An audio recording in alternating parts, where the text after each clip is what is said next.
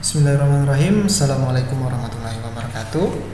Saya Yulian Sahri. Pada video ini akan membahas terkait dengan chapter ke-10 terkait dengan When I Was Child di dalam buku kurikulum 13 kelas 8 SMP ataupun MTS. Baik, pada bab ini kita akan membahas terkait dengan bagaimana cara menyatakan dan menanyakan tentang keadaan serta tindakan yang terjadi di waktu lampau. Nah, apa sih itu lampau ataupun waktu lampau? Waktu lampau ini adalah waktu yang sebelum saat ini atau waktu yang belum dilakukan pada saat ini. Bahkan meskipun itu baru 1 detik yang lalu. Nah, waktu lampau ini biasa dalam bahasa Inggris ini menggunakan simple past tense. Apa sih itu simple past tense? Simple past tense ini adalah bentuk kalimat yang mengindikasikan bahwa sebuah kegiatan ini dimulai dan berakhir pada masa lampau, pada waktu tertentu. Nah, apa sih fungsi dari simple past tense? Simple past tense ini digunakan untuk menceritakan kejadian pada masa lalu yang terjadi pada waktu tertentu. Nah, keterangan waktu yang biasa digunakan dalam past tense ataupun dalam simple past tense ini yaitu ada ago, yesterday, last week, last month, last year, 2 days ago. Nah, ada 2 macam bentuk kalimat, yaitu ada kalimat verbal dan ada kalimat nominal. Apa itu kalimat verbal? Kalimat verbal ini adalah kalimat yang menggunakan kata kerja. Dan kalimat nominal ini adalah kalimat yang bukan menggunakan kata kerja. Nah, keduanya ini memiliki rumus yang berbeda. Namun, untuk pertama kali ini kita akan bahas terkait dengan rumus simple past tense kalimat verbal. Nah, rumus simple past tense kalimat verbal ini ada subjek, kemudian ditambah dengan verb to atau kata kerja kedua plus complement. Baik, selanjutnya kita bahas terkait dengan rumus kalimat verbal yang negatif. Bedanya dengan kalimat verbal yang positif, kalau untuk di kalimat negatif ini yang tadinya di positif itu menggunakan verb to, di kalimat negatif kita menggunakan verb one. Akan tetapi kita sebelum menggunakan verb one kita harus menambahkan did not atau didn't. Jadi rumusnya adalah subject plus did not atau didn't ditambah dengan verb one ditambah object dan adjective. Kemudian untuk kalimat tanyanya did ditambah dengan subject ditambah dengan verb one ditambah dengan object ditambah dengan adjective. Adapun untuk contoh kalimat positifnya yaitu Mr. Lian went to Palembang last week. Itu untuk positif. Untuk yang negatifnya, Mr. Lian didn't go to Palembang last week. Untuk kalimat pertanyaannya, did Mr. Lian go to Palembang last week? Jangan lupa, untuk setiap kalimat tanya itu harus diberikan tanda tanya. Nah, itu kalimat verbal. Selanjutnya kita bahas terkait dengan rumus untuk membuat kalimat nominal. Untuk membuat kalimat nominal yang positif, itu rumusnya adalah subject ditambah dengan was ataupun were ditambah dengan adjective, adverb ataupun noun.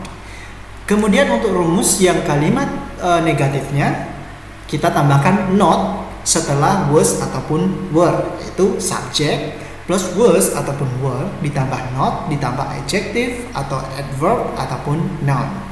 Nah, di sini juga sama seperti dengan kalimat verbal, di mana kalimat nominal ketika kita membuat kalimat pertanyaan was ataupun were-nya itu kita bikin di depan subjek, yang kalau misalkan tadi di kalimat positif ataupun di kalimat negatif itu subjeknya selalu di depan, tapi kalau kalimat tanya ini kita taruh di bagian belakang. Jadi was ataupun were ditambah dengan subjek, adjective ataupun adverb ataupun noun ditambah dengan keterangan waktu. Nah, contoh dari setiap kalimat baik itu negatif, positif ataupun kalimat tanya, ini contohnya untuk kalimat nominal. Mr. Lian was sick yesterday. Itu untuk kalimat positifnya. Untuk kalimat negatif, Mr. Lian was not sick yesterday. Kemudian untuk kalimat tanyanya, was Mr. Lian sick yesterday?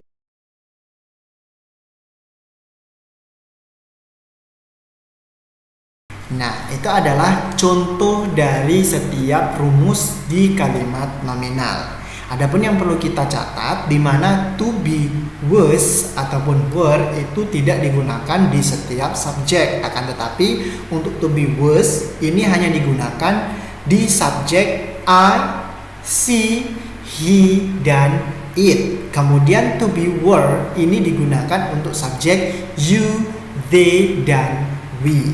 Nah, dalam menyatakan suatu keadaan atau kejadian yang terjadi di waktu lampau selalu memiliki maksud tertentu. Antara lain menceritakan, melaporkan, dan menjelaskan. Nah, oleh karena itu, contoh-contoh kalimat yang diberikan kepada teman-teman semua ini bukan asal kalimat dalam simple past tense, akan tetapi kalimat yang memiliki maksud atau fungsi sosial tertentu. Untuk menyatakan keadaan atau kejadian di waktu lampau jarang dilakukan dalam satu kalimat berdiri sendiri. Akan tetapi biasanya dikaitkan dengan pernyataan sebelum dan sesudahnya, baik yang dikatakan oleh orang yang sama maupun orang yang lain, yang berfungsi memberikan penjelasan atau justru diberikan penjelasan oleh perbandingan tersebut. Nah, unsur kebahasaan yang paling berperan untuk menyatakan suatu keadaan, kejadian, dan kegiatan adalah unsur verba dalam tense tertentu. Jika dalam waktu bahasa Indonesia, unsur verba ini hanya terdiri dari satu kata kerja yang berfungsi sebagai predikat, dalam bahasa Inggris ini digunakan kelompok verba yang terdiri dari setidaknya dua unsur kata kerja, yaitu kesatuan predikat dan finite. Bahasa Inggris memiliki tiga finite. Ada be, have, dan do. Di mana be dengan predikat dalam bentuk present participle dalam continuous tense, contohnya be writing dan be sleeping atau yang lainnya. Kemudian yang kedua yaitu have dengan predikat dalam bentuk participle past dalam perfect tense, yaitu contohnya have written dan have slept atau yang lainnya. Kemudian yang ketiga yaitu do dengan predikat dalam bentuk infinitive dalam simple tense, contohnya do write, do sleep, dan lain sebagainya. Nah, masing-masing tense ini memiliki tiga kemungkinan bentuk, yaitu ada present, past, dengan kata kerja modal. Nah, perfect dan continuous ini dapat dikombinasikan. Contohnya, di sini ada tabel terkait dengan present, past, baik itu continuous maupun perfect, dan simple, perfect ditambah dengan continuous. Contoh untuk present continuous tense ini adalah I am playing. Sedangkan untuk past continuous tense itu I was playing. Di situ bedanya, di mana present sama past itu bedanya di mana? Kalau untuk present continuous itu to be-nya am untuk I, untuk subjek I. Kemudian untuk past itu was untuk subjek I. Nah, untuk present perfect tense ini contohnya I have played. Sedangkan untuk past perfect tense contohnya adalah I had played. Nah, untuk simple present tense contohnya adalah I play. Untuk simple past tense ini contohnya adalah I played. Jadi ada imbuhan A dan D. Kemudian untuk present perfect continuous tense contohnya adalah I have been playing. Jadi ini adalah gabungan antara perfect dan continuous. Jadi ada tambahan have dan been. Kemudian untuk past perfect continuous tense contohnya adalah I had been playing. Nah, simple tense berbeda dengan continuous tense dan perfect tense, yaitu infinite do hanya muncul pada kalimat negatif dan interrogatif dan hampir tidak pernah muncul dalam kalimat positif. Kemunculannya dalam kalimat positif biasanya berfungsi untuk memberikan penekanan, misalnya I do like it dan he did come Nah, pada bab ini mengajarkan bagaimana cara menyatakan keadaan, kegiatan, dan kejadian dalam waktu lampau dengan bentuk simple past tense. Berikut ini adalah contoh-contoh dari kalimat yang menunjukkan bahwa perbandingan antara keadaan sebelumnya dan keadaan saat ini dapat dibandingkan secara efektif dengan menggunakan dua tenses, di mana ada simple past tense dan simple present tense. Contohnya adalah di sini kalimatnya, "This is me when I was a baby. I was 3.4 kilograms and 52 centimeter long. No, I am 50 kilograms and 150 centimeter tall. I was bald. I had no hair. No, I have long hair." Nah, itu tadi adalah contoh dari kalimat yang menunjukkan bahwa perbandingan antara keadaan sebelumnya dan keadaan saat ini. Nah, untuk kalimat sebelumnya ataupun simple past ini saya beri tanda dengan huruf atau dengan huruf warna putih. Sedangkan untuk contoh dari keadaan saat ini atau simple present ini saya beri tanda dengan huruf warna kuning.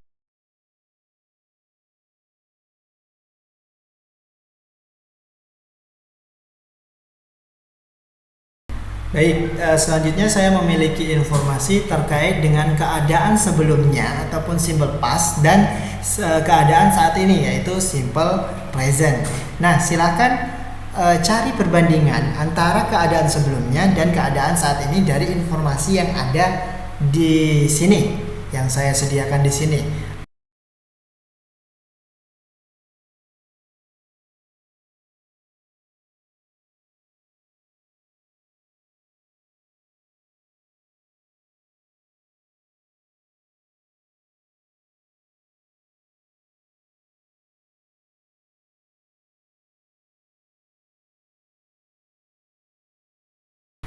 Oke, selamat mencoba dan berusaha. Semoga bermanfaat. Saya Yudan Sari, saya akhiri. Assalamualaikum warahmatullahi wabarakatuh. Sampai ketemu di video selanjutnya.